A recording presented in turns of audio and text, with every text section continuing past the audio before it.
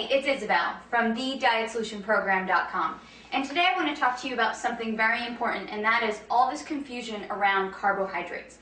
So a lot of people ask me, Isabel, are carbohydrates making me fat, or do all carbs make you fat? The answer is no. You need carbohydrates to make your body function properly, and you actually will not have any energy. Your brain and your spinal cord will not function well if you do not eat carbohydrates. Now, exactly what is a carb? Carbs can be things like bread and pasta and potatoes, but they're also fruits and vegetables and some beans. And a lot of people just think bread and pasta when they think carbs, when really fruits and vegetables can give you the carbohydrates that you need as well. So when you eat a carbohydrate, your body takes them and breaks them down and creates glucose. And you need that glucose in your blood in order to function well. It also takes these carbohydrates and stores them as energy in your liver and in your muscles. So if you exercise, you really do need to eat carbs. The problem is that a lot of people are eating an overabundance of carbohydrates, especially in the form of processed foods and baked goods and different breads and a lot of pasta. And that's where we're going wrong.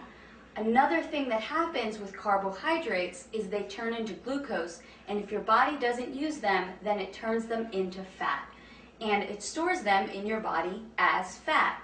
So, okay, what are you going to do? You need to eat carbs for energy and to function, but you don't want to eat too many carbs so that you gain weight. Well, follow these rules, and you will have enough energy from your carbohydrates without gaining weight. Only eat starchy carbohydrates after activity and after workout. So I don't like to suggest that people have bread and pasta because they're wheat-based, and a lot of people don't do well with wheat. I like for people to stick to carbohydrates like sweet potatoes, yams, brown rice, different grains that maybe you're not really used to eating, like millet, quinoa, spelt, things like that. Those starchy or heavy carbohydrates you can have after a workout or after some heavy activity. The other carbohydrates, fruits and vegetables, you can have with every single one of your meals. So a perfect example would be have a bowl of berries with your breakfast, have an apple with your lunch, definitely have vegetables with every single one of your meals. So now you're getting enough carbohydrates during the day, but it's not toast with breakfast and a tortilla or pasta with lunch and then some more rice with dinner. That's way too many carbs in one day, except if you're an athlete and maybe you're really training hours and hours a day. But most of us are just not training hours and hours a day.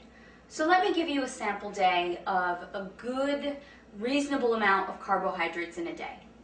Have some eggs with your breakfast and then have a bowl of berries.